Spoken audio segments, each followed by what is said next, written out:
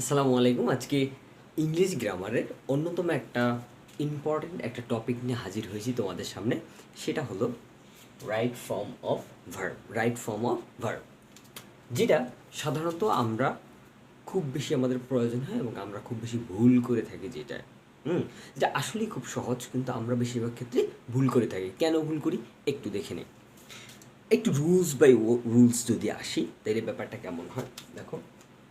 Number one, তাহলে যদি permanent situation বোঝায়, কি বোঝায়? পার্মানেন্ট সিচুয়েশন কি বোঝায়? Permanent situation. আবার বর্তমান বৈশিষ্ট্য বা অভ্যাস।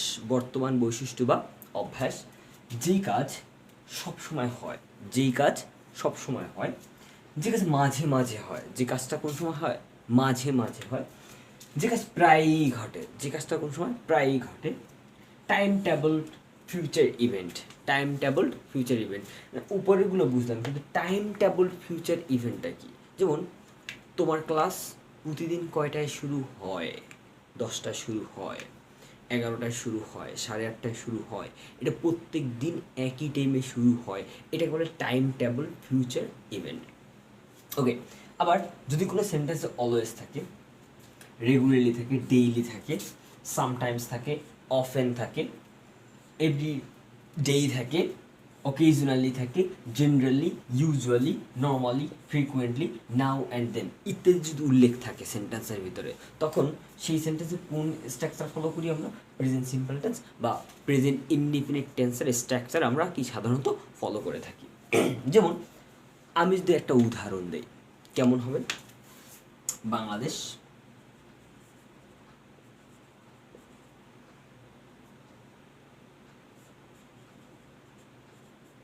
have a vast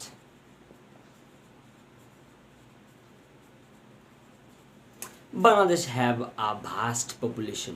এটা কি একটা বর্তমান বৈশিষ্ট্য বা বৈশিষ্ট্যকে বুঝাইছে না? অভ্যাস না, বৈশিষ্ট্যকে বুঝাইছে না?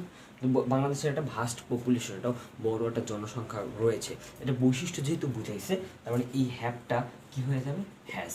বাংলাদেশের থার্ড পার্সন সিঙ্গুলার নাম্বার, সেক্ষেত্রে হ্যাভটা কি হয়ে যাবে? হ্যাজ। হ্যাভটা কি হয়ে যাবে? হ্যাজ। Okay, fine. আমি যদি আর একটা উদাহরণ দিই, অ্যালিস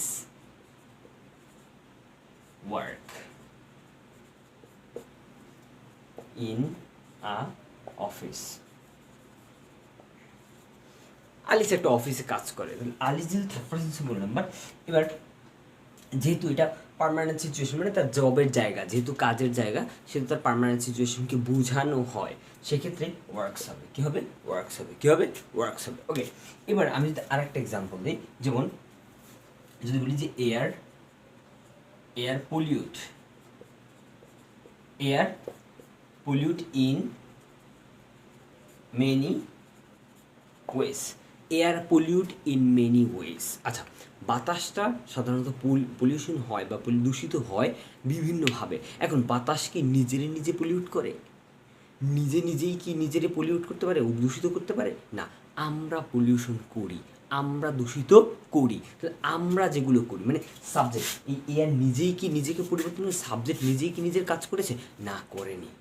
যখন নিজের কাজ নিজে করবে না, সাবজেক্ট যখন নিজে নিজের কাজ করবে না, তখন সেটা প্যাসিভ হয়। কি হয়? প্যাসিভ হয়। তাহলে প্যাসিভ হলে আমরা সাধারণত জানি, প্যাসিভের ক্ষেত্রে be verb plus V3, be plus V3, মানে be verb, am is are was were যে কোনোটা হবে, এরপর প্লাস ভি3, মানে ভার্বের পাস্ট পার্সন ফর্ম। তাহলে এখানে হবে কি?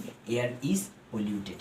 Air is polluted. এয়ার, ঠিক তেমনি আমি যদি বলি কক্সেস বাজার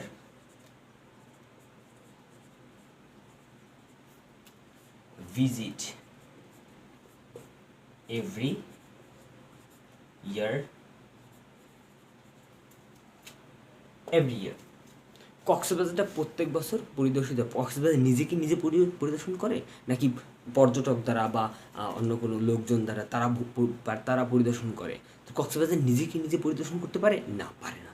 তাহলে কক্সবাজার নিজেকে যখন নিজে পরিদর্শন করতে পারবে না, তার মানে যখন সাবজেক্ট নিজে যখন কাজ করবে না, তখন সেটা কী হবে? প্যাসিভ হবে। তখন সেটা কী হবে? প্যাসিভ হবে। প্যাসিভ হলে আমরা সাধারণত be plus V3, be plus V3 এটা ব্যবহার করি। Cox's Bazar is visited.